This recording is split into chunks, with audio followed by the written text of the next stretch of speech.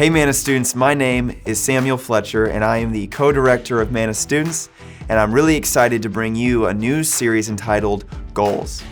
We're going to be reading through the book of Nehemiah throughout the month of February. I'm really excited about that, so let's go ahead and dive in. It was a period in Israel's history that was full of pain, turmoil, and much shame.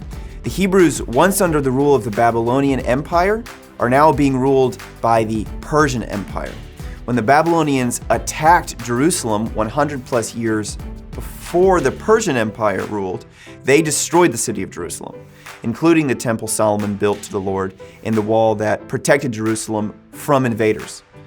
Jerusalem, Israel's most important city, the place where the presence of God resides in the temple, made by their most famous king, has been wiped out. So, why is this a difficult period?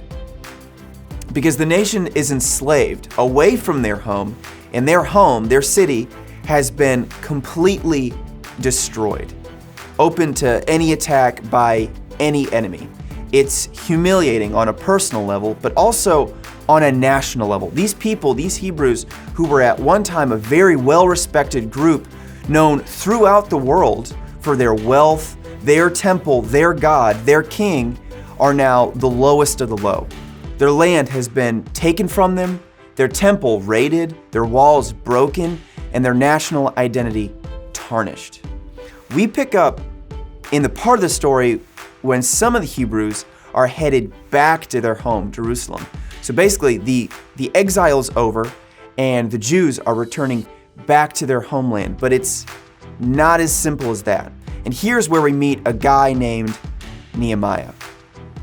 And it says in Nehemiah chapter 1, verse 1, the words of Nehemiah, son of Hakaliah, in the month of Kislev in the 20th year, while I was in the citadel of Susa, Hanani, one of my brothers, came from Judah with some other men.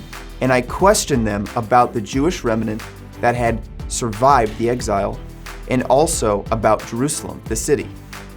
They said to me, those who survived the exile and are back in the province are in great trouble and disgrace. The wall of Jerusalem is broken down and its gates have been burned with fire. When I heard these things, I sat down and wept. For some days I mourned and fasted and prayed before the God of heaven.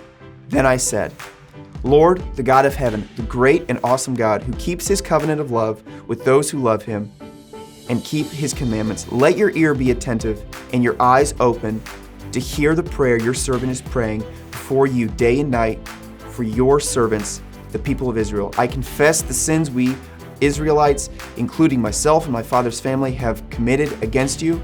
We have acted very wickedly towards you. We have not obeyed the commands, decrees, and laws you gave your servant Moses. So who is Nehemiah?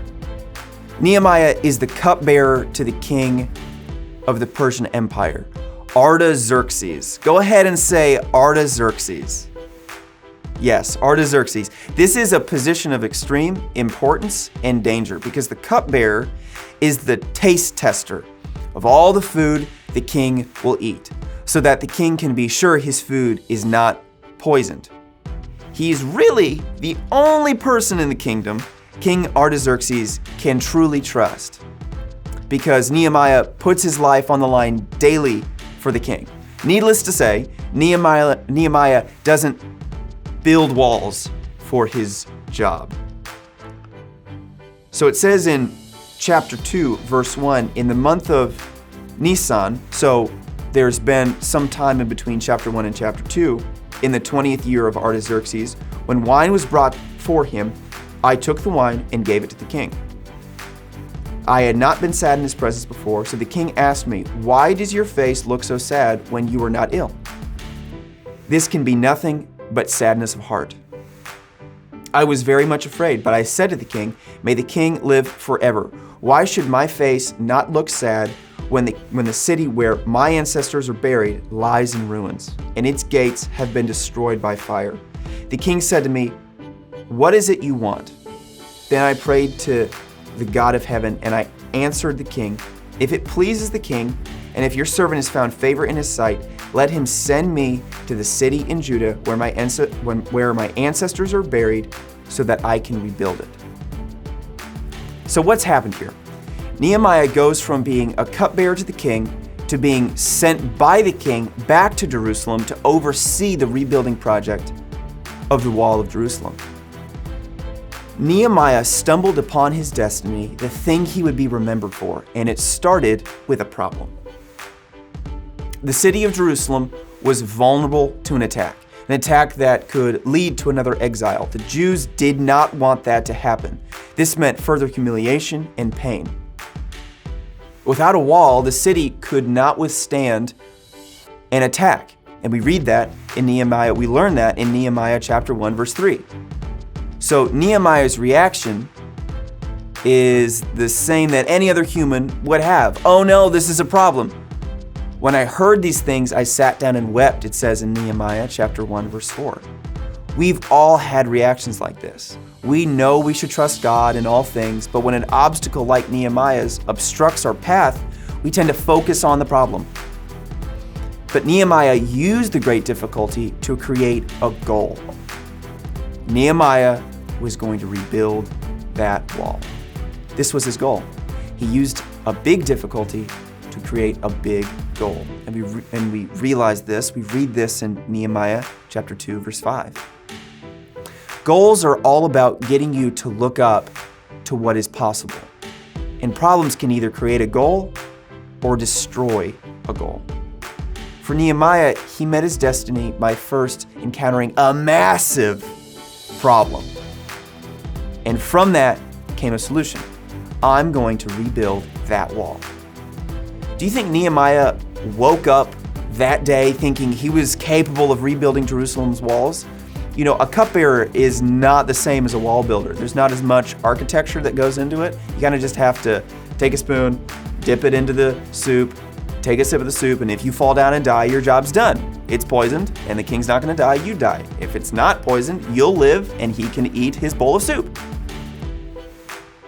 The very same walls Solomon once built, Nehemiah has then said, "You know what, I'm going to redo this with no experience. I don't know how, but I'm going to do it." Do you think he woke up one day thinking, "You know what, I'm capable of doing this"? I don't think so, but probably not. But let me tell you what, there's a reason why we're reading out of the book of Nehemiah.